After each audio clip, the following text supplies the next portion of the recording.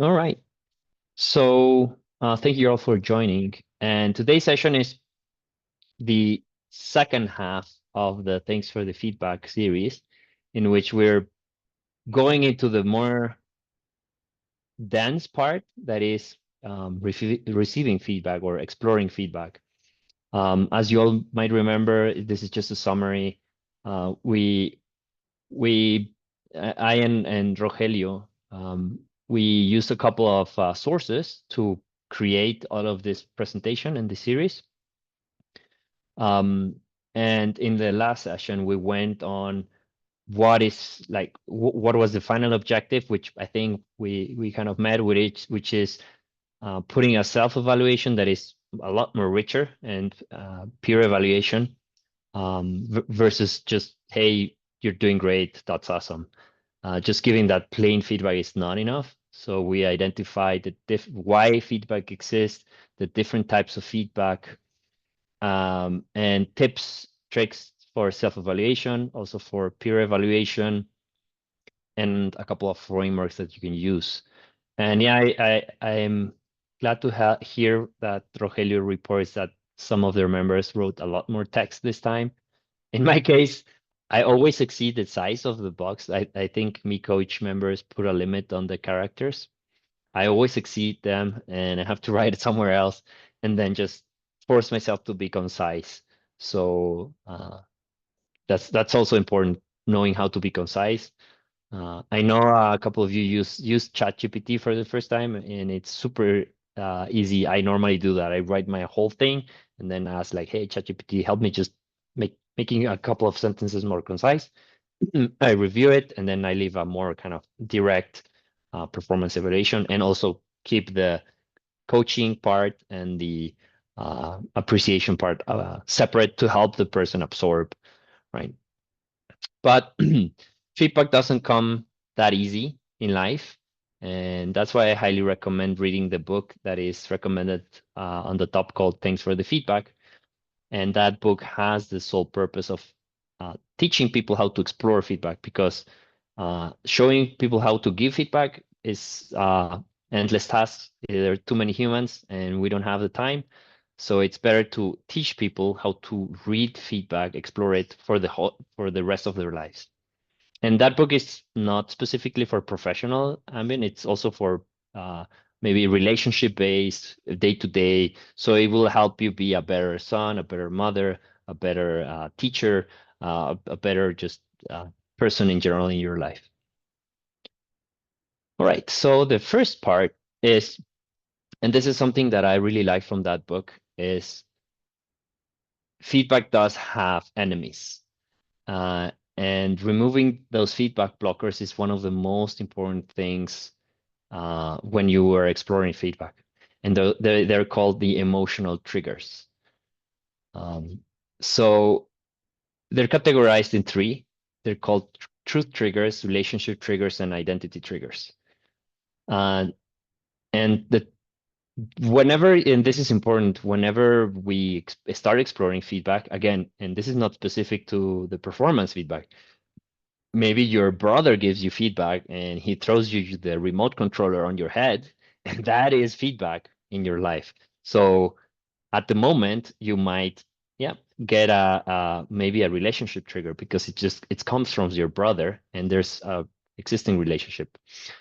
So yeah, let's go. And hey, if you want to stop, you can raise your hand at any time. And I'll be also vigilant of the chat. So if you want to stop and have a conversation, that's good. Also, if you want to share a specific case. So truth triggers, these are this gut reaction when feedback is off, not helpful, or simply not true. For example, if you were on time to a meeting and someone says like, "Hey, why are you so late to the meeting?" That's a truth trigger. It's like, but actually I was on time. Uh, Again, and you saw my reaction, right? That it triggered a truth trigger. Instead of saying like, "Hey, why is this person saying that?" and leading with curiosity, I let my truth trigger come in between the feedback. So truth triggers are, again, gut reactions when feedback is off, not helpful, or simply not true. And this is pretty natural. Then there's the relationship triggers. The beliefs we have from the person gets in the way. Someone we don't like, for example. That's part of why also many feedback tools keep that anonymous kind of shield in between, so that the person that is giving feedback can be more or have more confident on saying, I can express myself freely without consequences. And the other person is being protected by this relationship trigger because he doesn't know from whom this feedback is coming. I honestly think that, and the book approaches it differently, saying, well, your mother will be your mother, and there is no way of putting that shield in between because you have a relationship with your mother or your father many years back. So that doesn't work all the time. So I really like the approach of saying, okay, how can we handle this relationship triggers differently? So yeah, anonymous feedback helps to avoid emotional triggers, but reduces possible to explore feedback. That hinders also capability of exploring. If you don't know from whom it comes, you cannot continue exploring and understanding it. And the last one is the identity trigger. That they are about us, something about the feedback clashes with our identity. We feel emotions immediately. It challenges the sense of being. For example, if someone in their personality, they normally are distracted and they give you feedback that your distraction is not helping, that's an identity trigger. It kind of hurts because they're addressing a character of your identity. And again, you feel this block, right? You feel hurt and you don't want to listen. You don't want to explore the feedback anymore.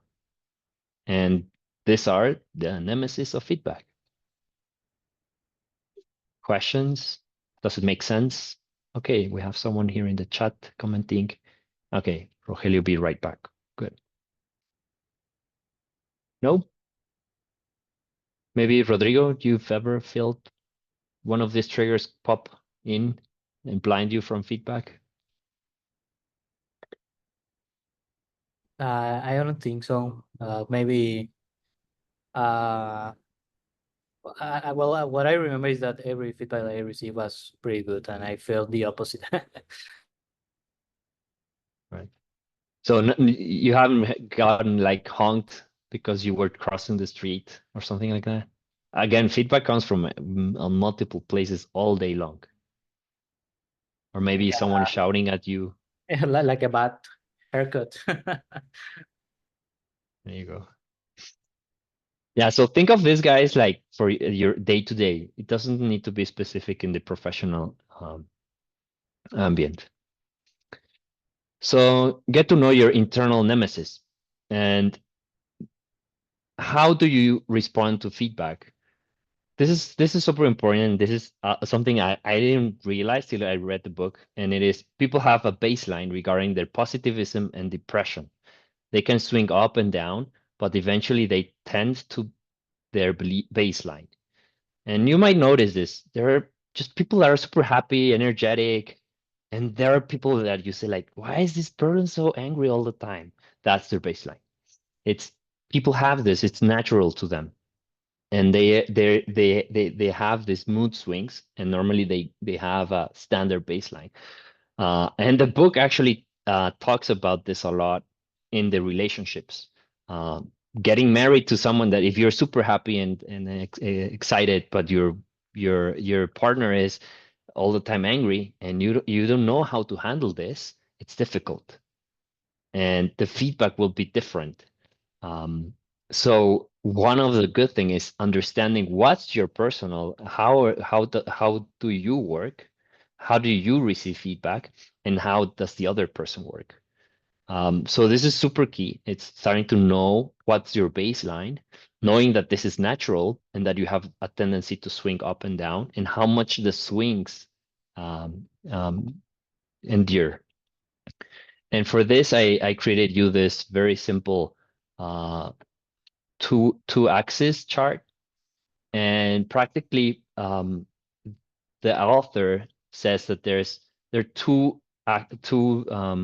dimensions, and is how fast you can recover from a negative. So when you're given bad feedback or your triggers are popped in, and also how you sustain positive feedback. Okay, so Ines says my energy mood flows sine graph. Nice one. So yeah, let's find out what happens. So for example, people that recover very quick from negatives, so you give them, I don't know, like, hey, you're being late, right? And they sustain that positive long time. These are normally very joyful people. So feedback feels low risk and high reward. So they're like, oh yeah, tell me more about me being late. That's the response to negatives. They take them in very fast because they don't have a negative emotions afterward. And whenever you give them positive feedback, it stays a long time. It's like, yes, thank you a lot. And this kind of joy personality, it has its plus and the pros and cons, right? So the pro is they move on very fast. They bounce back fast from adversary into life's choices. Even this type of people, for example, they can go broke, have no money, and they tend to be positive and go and see how to continue. Now, this type of personality have the con, which is they might skip taking actions on working on feedback. So maybe they're all excited about the news that they're being late and this feedback is interesting for them, but they jump so fast into kind of continuing the life's choice that they don't do anything about it. So they can get stuck and never react to negatives. Then, well, we have the mess who also recover fast from negatives, but positives don't really take time. So you get like an ovation, like, yeah, good work. And they're like, okay, good. Because they recover very fast from positives. It doesn't leave that energy behind. And well, they're also quick on recovering from negatives. So if some hard feedback is delivered to them, they recover fast. So they're like, meh. And practically feedback is low risk and low reward. So feedback literally feels like meh. And maybe this is also important for managers. Managers maybe are like explaining and giving a lot of feedback, and the response from this person is just meh. And you don't understand why. It's their personality. It's how they recover and regain from different positive and negative feedback. Then there are these more difficult or complex scenarios where you have recovery from negatives long and sustain of positive long. So feedback is high risk and high reward at the same time. How is this? Like feedback feels hopeful but fearful at the same time. And it's a mix of emotions in between. So imagine, right? You're maybe you're giving the news that you had a boy and you're all excited and want to kind of be a father and excited about life, but they tell you that it has kind of some complications on health. So you're kind of uh, pushed into this difficult situation of, okay, I'm so happy, but I am so feared about the future because both emotions exist for a long time in parallel. So for this type of kind of personalities, it is easier to give feedback very spread, like a positive here, and then wait till the positive ends, and then a negative, so that they don't collide with each other. And yeah, they normally are indecisive, want to improve, but needs reassurance. And the last one is people who hate feedback. Normally, they don't like it because, yeah, they sustain the positives very quick. So any good feedback won't last. The positive emotion doesn't last, and the negative just feels hurts for a lot of time. So they normally feel very uncomfortable when receiving any type of feedback because the bad feedback will stick for longer.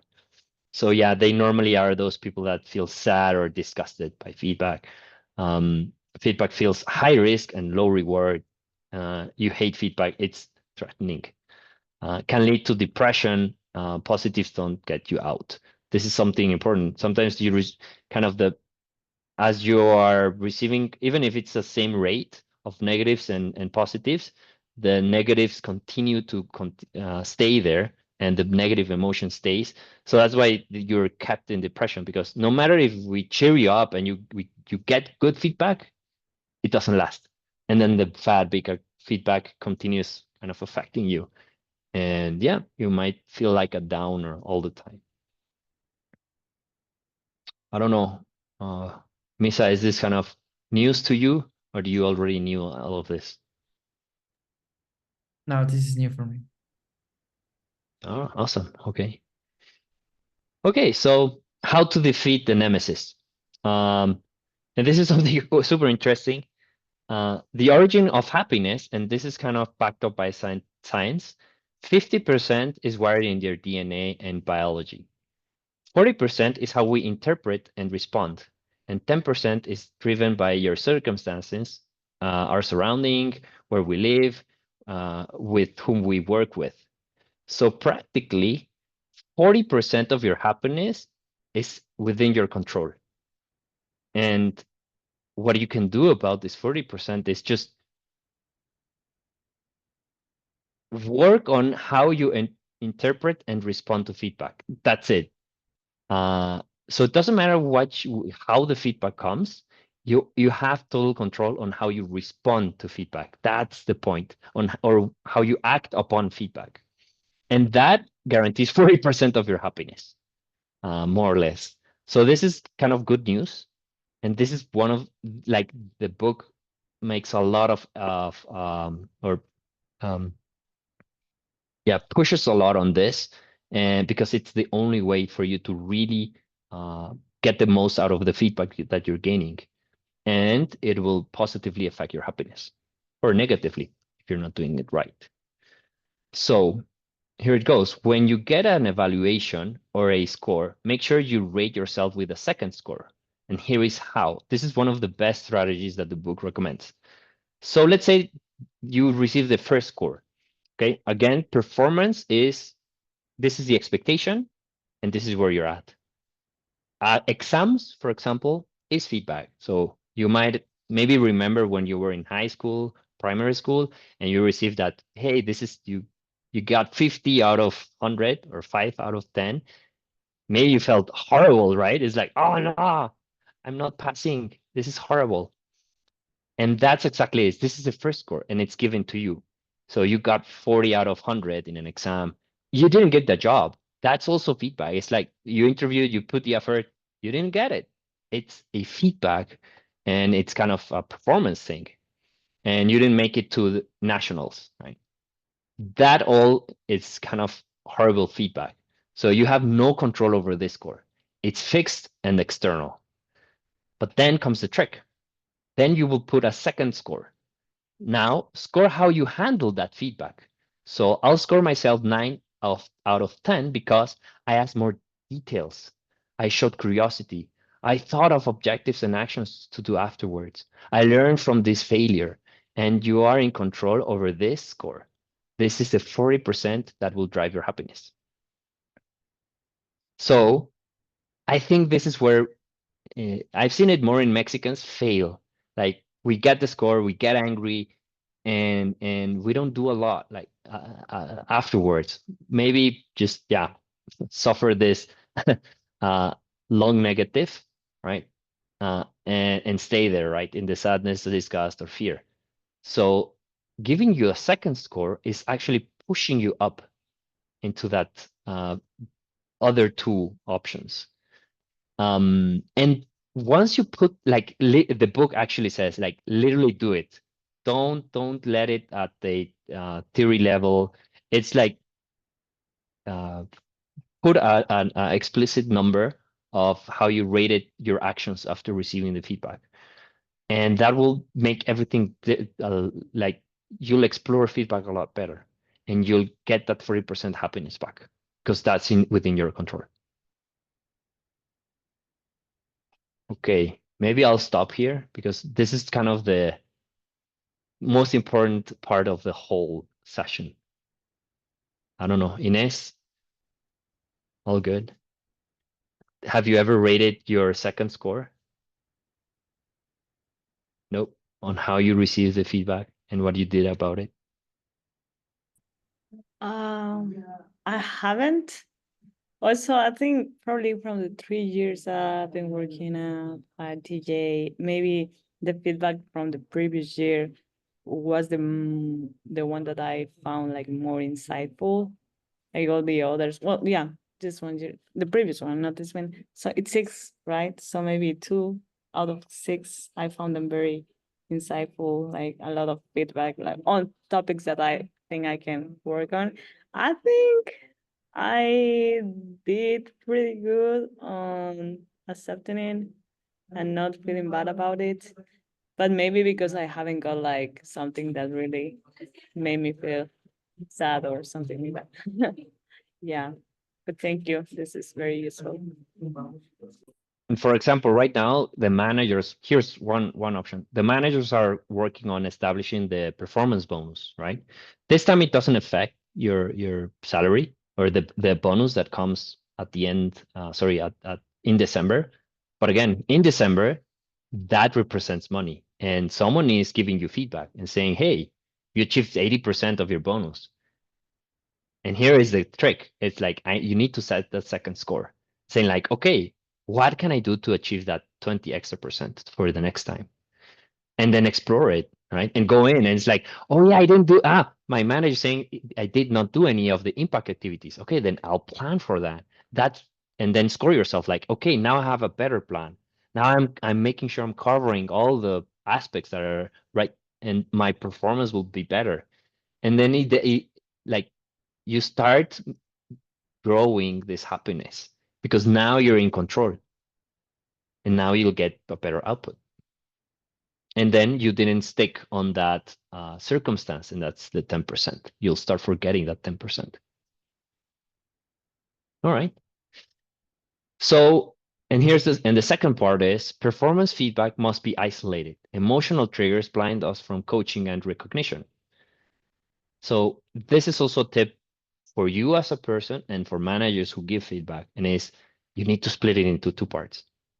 For example, if your father, I don't know, is super angry with you because how, I don't know, you drove today, he didn't like how you drove your car, you need to split it in one session, try to explore why he's not happy, what could you do better, like explore the feedback, but don't go into the coaching or the recognition yet.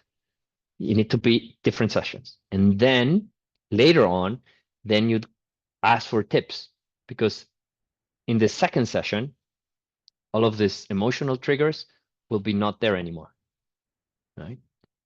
So you could do, hey, Dad, remember last week you did give me all of this feedback. What do you recommend? Now there are no emotional triggers that might escalate the situation. So first, yeah, reading, exploring, and digesting feedback. And the second session is reflect, recognize, plan, set goals and actions. If this is all mixed, most probably your plan will not work very well. You will establish a very bad plan because your emotional triggers are blinding you. All right. Now comes how to explore feedback. And we're almost done. So structure your feedback. These are tips that I'm giving you on specifically here for your performance feedback. So categorize your feedback. As we all know, there are 3 types. So move from the evaluation feedback to coaching. Get past your identity crisis. Is this coaching or evaluation? What can I do to improve? I should take some time to reflect and think where I think where I can put more effort. So this is kind of the second session. Again, categorizing, filtering, digesting, trying to identify what is appreciation in blue, performance in red, and coaching in green. I highly recommend this to all of my directs. Also list your strengths and opportunities, and then you can also use ChatGPT if you're not good at identifying it. ChatGPT is a very good tool to categorize everything.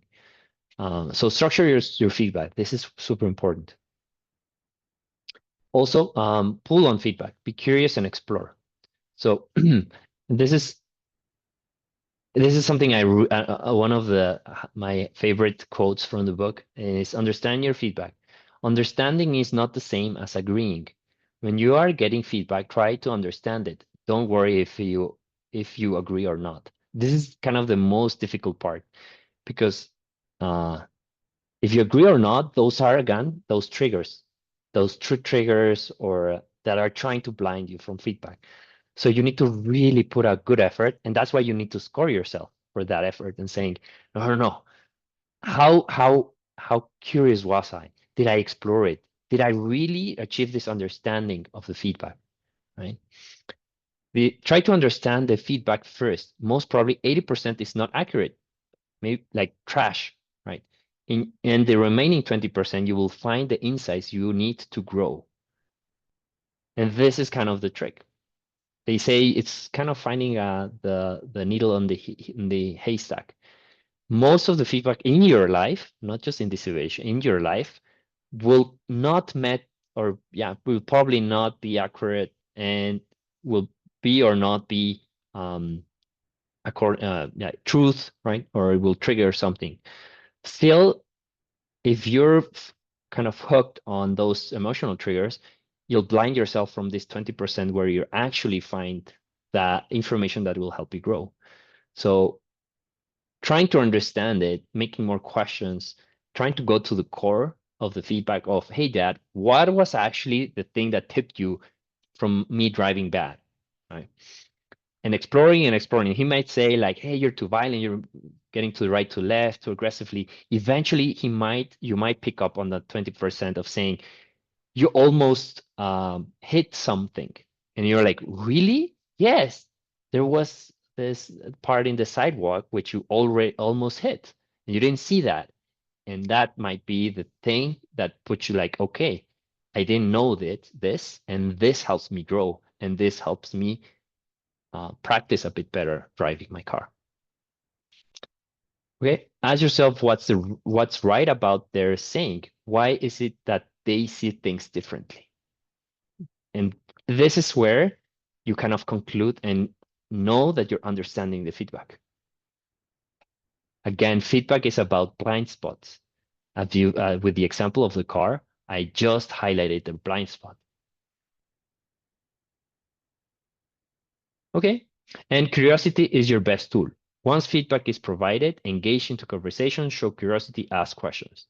See your blind spots. They are evident to others. Ask more about them. You will most probably be unaware of them. This is super difficult, asking that, like, hey, where am I getting in my own way? What are you seeing that I'm not seeing? Making that question is maybe will get you to this second scoring thing. Like yep, you ask that question, you explore you're trying to find your blind spots. That's doing great. And this is where you feel super good about yourself, that you're actually doing something, you're exploring, and you're trying to find the blind spot. Okay, so continue getting more context, ask the intention or just why, right? Hey, what is the intention of you trying to explain to me how to drive? Why? Like asking many times why also helps. Ask what behavior would be expected. Ask for coaching and feedback. Do you have a suggestion? Can you give me an example? What did I do? What did that mean to you? What are you worried about? What did you see me doing that is getting in my own way? How did that impact you? Making all of these questions, that's the second score. Every time you really explore this, make these questions, you're doing good. You're taking control of your feedback, and you're getting a higher score on your second evaluation. Okay.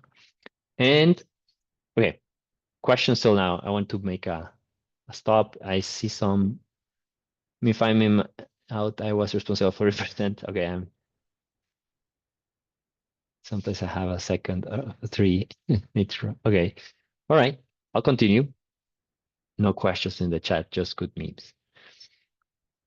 This is something also I took from the book, and it is important.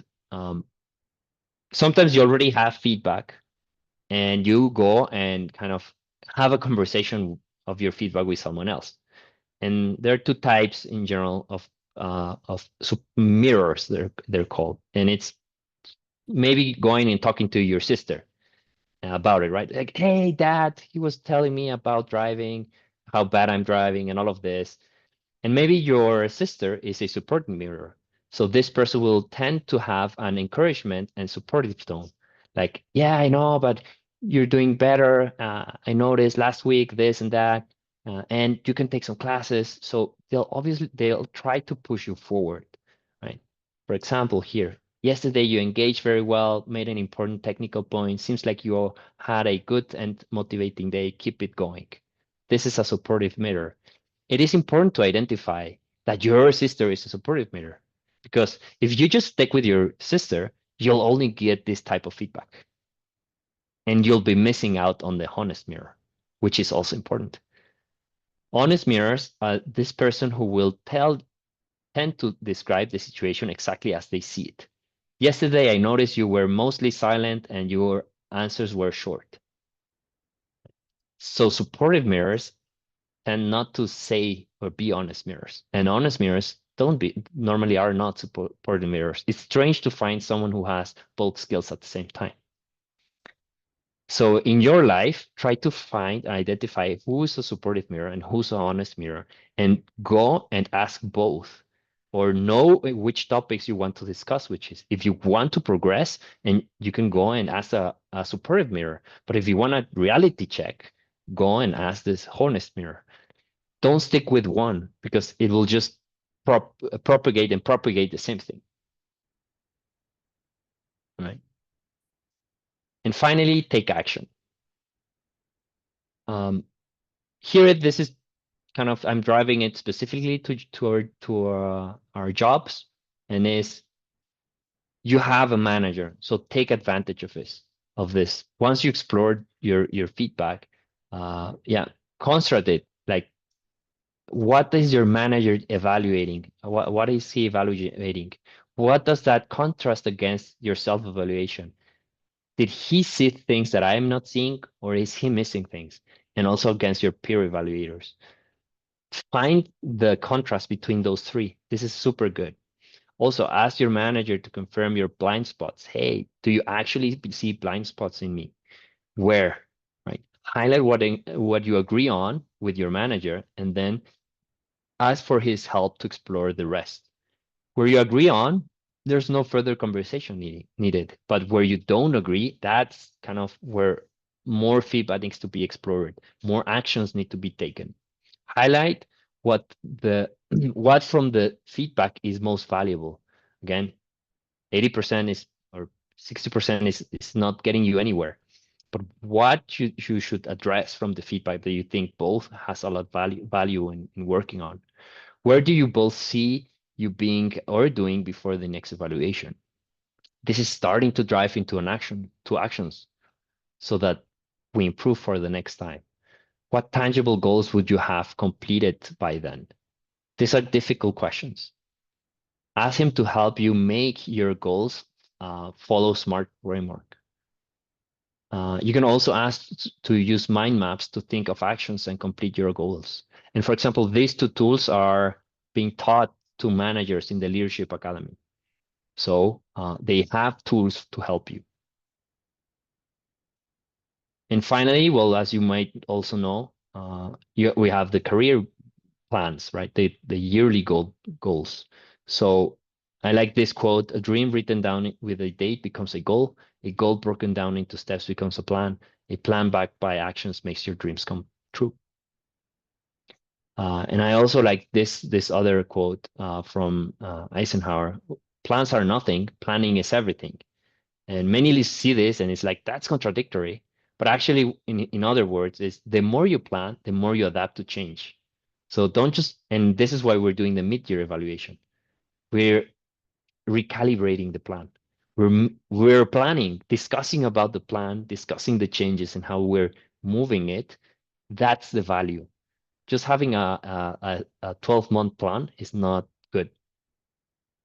It's addressing it in your one-on-ones. And yeah, also get feedback more often.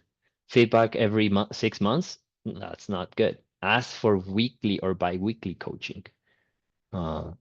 Ask, hey, how did I do the other session? Hey, do you think I'm delivering good enough? What are other people kind of doing observations of my work? Am I achieving the expectations?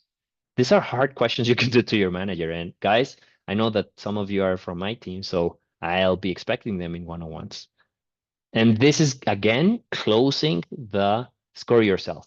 If you landed all of this, you have a 10 of a 10. No matter what the initial feedback, you're actually taking action on it. Make sure there are no big surprises in your performance evaluation. This is something I double check whenever I give an evaluation. If there are no surprises, that means we're giving feedback often. We're addressing them on the spot. And then evaluations are just practically just summing up what happened. There's no big surprises. And well, the last one, and this is kind of more of a culture thing, that it's a request for everyone. It's creating a feedback pool culture. And the book ends with this concept that an organization needs to learn how to do or to pull on feedback. And kind of these 2 sessions are the starting point of this culture that might be useful. It's create a feedback pool culture. Everyone should know how to work with feedback, hear it, contextualize it, ask with curiosity, categorize it, act on it. To have more pull, confirm if the person has, this is also important. We need to have this kind of growth personalities. The more people we have with growth personalities, the better the culture will be. So for example, if someone understands the feedback is about how he is today, still has the ability to evolve and grow. So if I don't know, give feedback right now to Pancho, who's on the call, this helps a lot. Having a growth mentality knows that, or it cancels a lot of the triggers, because he knows it's a snapshot of today, but he knows that he has tomorrow a chance to be a different person and to grow, right? So this growth mentality avoids many of these issues, and that creates this pull culture where he's like, oh, interesting, that's what they think today. Okay, now I can prove I can change. I can prove more. I can do a plan. And that's how you start to do this pull culture, where people want feedback because like, oh, this is helping me for tomorrow, so I want more. And you start exploring and you get into this loop of, hey, I want more feedback. Give me more. I want to grow because I know that this is just a snapshot. And that's how you create this feedback pull culture. And the book practically says that's the ultimate goal of a company, to achieve this pull feedback culture. And that's it for today. Are there any questions? I left some time at the end for us to discuss, have ideas. Maybe someone wants to share.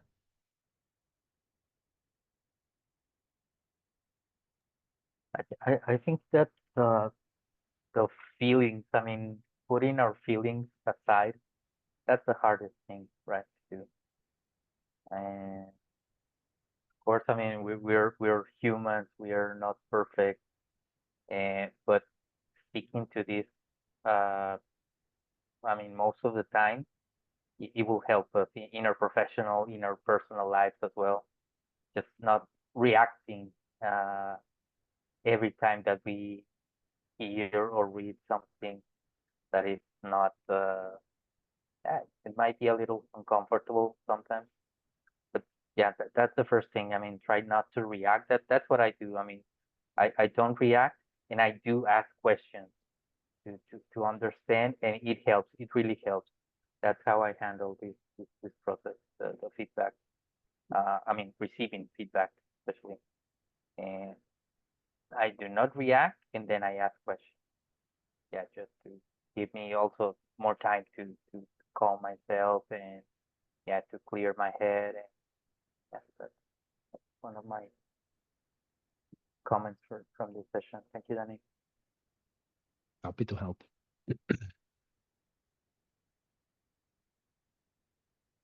Any more questions?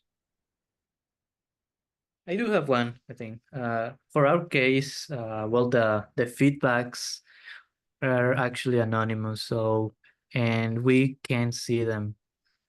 So how can we just, apply all of these techniques to our current like feedback process? But because we don't like, as I understand, we're just missing the part of the analysis for those feedback. We are not just like now, because if we forgot them, or how we can follow up with those feedbacks if those are anonymous. So yeah, that's a good one. And again, I always say that policies are there normally because of a bad actor. So yeah, my point of view is the more like feedback maturity a team has, it is less risky to have direct feedback. The organization decided to keep the policy of keeping it kind of anonymous and summed up. So my suggestion to your question is search for feedback more direct. Don't wait for the 6 months evaluation. And again, you avoid those surprises at the end. It is a bit difficult to explore feedback, but that's why I really believe that creating a pull culture is the best. Like if a company comes and says like, "Hey, Daniel, yeah, we do have every 2 weeks we have this kind of random assignation where people meet for 30 minutes and they exchange feedback." I was like, "Oh, that sounds like and they enjoy it and they take a lot." And they're actually sitting with the senior manager asking, and there's a couple of questions that they need to go through. You can add a couple of your personal questions and you explore feedback. That's it. That's how you kind of avoid. And whenever the 6 months pass, your performance evaluation will be no surprise to you.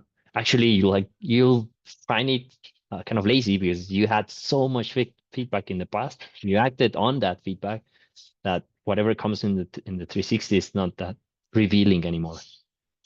So yeah, specific to ITJ is we cannot make that 6 months evaluation kind of pass it on raw, but we can work on ways to improve, give feedback being more cyclical. Also use the retrospectives. That's also a very good place where you can give feedback as a group, not just to individuals, but to the dynamics of the team and how we're doing and delivering. Yeah, Misa. Yeah, and I remember that once, like a year ago, no, more than a year ago. I don't remember. Did you remember that one? But in my evaluation, there was one review that was completely different than the others, and I was like interested in learning more because was like I see that this is an area of opportunity for me because it was very specific, and I don't remember if you like get the insights. And actually in that case was Andre, the one that made me that feedback. And I remember that I don't know if you took it with him and asked if he wanted to give me the review in person, and we ended having a talk with Andre, and was pretty helpful for me because Andre has really good points about what I needed to improve. Like was like I don't know if that was like a special exception because Andre was like willing to give me the feedback directly. It was really helpful that time, I remember. Yeah, last year there was a bit more flexibility on that aspect. And again, the policy was reinforced to avoid yeah, the emotional triggers kicking in. The company doesn't want to risk that people get these emotional triggers too high and create a more of a problem than a solution. So that's why this kind of sessions should help maybe gain that confidence back and saying like, no, we do have a very good feedback culture, and it is best for everyone to cycle and have the feedback more often in person, with a good conversation, being clear about the expectation. And by the way, we have managers. This is also good. Many companies don't have the management layers as strong as ITJ. So there's even no space for this type of conversations.